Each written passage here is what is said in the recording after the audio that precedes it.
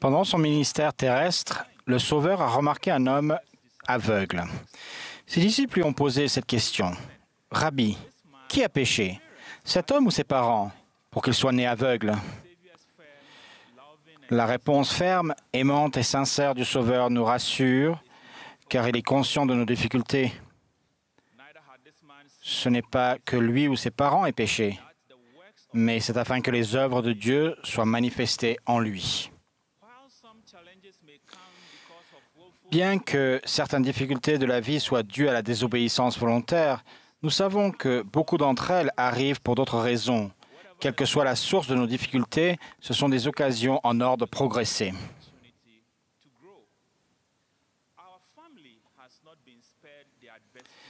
Notre famille n'a pas été épargnée par l'adversité. En grandissant, j'admirais les familles nombreuses. Ces familles suscitaient mon intérêt, en particulier lorsque, durant mon adolescence, j'ai découvert l'Église à Takoradi, au Ghana, grâce à Sarfo, mon oncle maternel, et à sa femme. Quand Anna et moi nous sommes mariés, nous désirions voir s'accomplir nos bénédictions patriarcales qui mentionnaient que nous aurions la bénédiction d'avoir beaucoup d'enfants. Cependant, avant la naissance de notre troisième garçon, il est devenu médicalement clair qu'Anna ne pourrait plus avoir d'enfants. Heureusement, bien que Kenneth soit né dans des circonstances mettant en péril sa vie et celle de sa mère, il est né en bonne santé et sa mère s'est rétablie. Il s'est intégré de plus en plus dans notre vie de famille, notamment aux réunions de l'Église, à la prière quotidienne en famille, à l'étude des Écritures, à la soirée au foyer et au divertissement sain. Bien que nous ayons dû revoir à la baisse notre espoir d'avoir une famille nombreuse, ce fut une joie de mettre en pratique les enseignements de la famille Déclaration au monde, avec nos 3 enfants adorés. Le fait de suivre ces enseignements a donné davantage de sens à ma foi grandissante. Comme l'énonce cette déclaration, le mariage entre l'homme et la femme est essentiel au plan éternel de Dieu. Les enfants ont le droit de naître dans les liens du mariage et d'être élevés par un père et une mère qui honorent leurs vœux de mariage dans la fidélité totale. Fin de citation. En mettant ces principes en pratique, nous avons été bénis.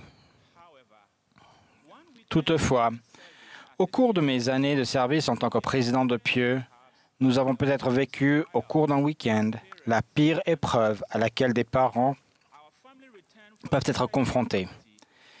Notre famille est revenue d'une activité de l'Église et s'est rassemblée pour déjeuner. Puis, nos 3 garçons sont sortis jouer dans l'enceinte de notre maison. Ma femme a eu plusieurs fois l'impression que quelque chose n'allait pas. Pendant que nous faisions la vaisselle, elle m'a demandé d'aller jeter un coup d'œil aux enfants. J'étais persuadé qu'ils étaient en sécurité parce que nous les entendions jouer avec enthousiasme. Lorsque nous sommes enfin allés voir ce que faisaient nos fils, à notre grand désarroi, nous avons trouvé notre cher Kenneth, âgé de 18 mois, le corps immobile dans un seau d'eau, hors de vue de ses frères. Nous l'avons immédiatement emmené à l'hôpital, mais toutes les tentatives pour le ranimer se sont avérées inutiles.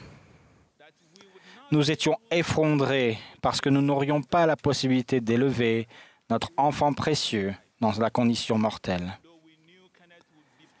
Même si nous savions que Kenneth ferait éternellement partie de notre famille, je me demandais pourquoi Dieu avait laissé cette tragédie m'arriver alors que je faisais tout mon possible pour magnifier mon appel. Je venais de rentrer chez moi après avoir accompli un de mes devoirs de service auprès des saints. Pourquoi Dieu n'avait-il pas pris en considération mon service et préservé notre fils et notre famille de cette tragédie? Plus j'y pensais, plus j'étais gagné par l'amertume. Ma femme ne m'a jamais reproché de ne pas avoir suivi ses inspirations, mais j'ai appris une leçon marquante et je me suis fixé 2 règles immuables. Règle numéro 1. il faut écouter et suivre les inspirations de son épouse. Règle numéro 2, si on a des doutes, quelle qu'en soit la raison, c'est la règle numéro 1 qui s'applique. Bien que l'expérience ait été accablante et que nous continuions d'avoir du chagrin, notre fardeau écrasant a finalement été allégé. Cette perte tragique nous a enseigné, à ma femme et moi, une leçon importante. Nous avons pris conscience que nous étions unis et liés par nos alliances du Temple. Nous savons que Kenneth sera de nouveau réuni à notre famille dans le monde à venir parce qu'il est né dans l'Alliance. Sans cette expérience, nous n'aurions pas été en mesure de servir les autres tout en compatissant à leur douleur. Je témoigne que notre amertume a disparu en exerçant notre foi au Seigneur. Cette expérience nous est encore douloureuse, mais, comme l'apôtre Paul, nous avons appris que nous pouvons tout faire par le Christ qui nous fortifie si nous nous concentrons sur lui. Russell M. Nelson a enseigné, lorsque notre vie est centrée sur le plan de salut de Dieu et sur Jésus-Christ et sur son évangile, nous pouvons connaître la joie, quoi qu'il arrive ou n'arrive pas dans notre vie. Il a ajouté, « La joie vient de lui et grâce à lui. » Fin de citation. Nous pouvons prendre courage et être en paix dans tous les moments difficiles. L'amour que nous ressentons grâce au Sauveur et à son expiation devient une ressource incomparable dans nos épreuves. Tout ce qui est injuste et difficile dans la vie peut être réparé par l'expiation de Jésus-Christ. Le Seigneur a déclaré, « Vous aurez des tribulations dans le monde, mais prenez courage, j'ai vaincu le monde. » Il peut nous aider à surmonter la douleur, la maladie et les épreuves, quelles qu'elles soient, que nous rencontrons dans cette vie. Dans les Écritures, nous lisons les histoires de grands et nobles dirigeants tels que Jérémie, Job, Joseph Smith et Néphi, qui n'ont pas été épargnés par les difficultés et les épreuves de la condition mortelle. C'étaient des êtres humains qui ont appris à obéir au Seigneur, même dans des situations difficiles. Au cours de son séjour épouvantable dans la prison de Liberty, Joseph Smith s'est écrié « Ô Dieu, où es-tu? Et où est la tente qui couvre ta cachette ?»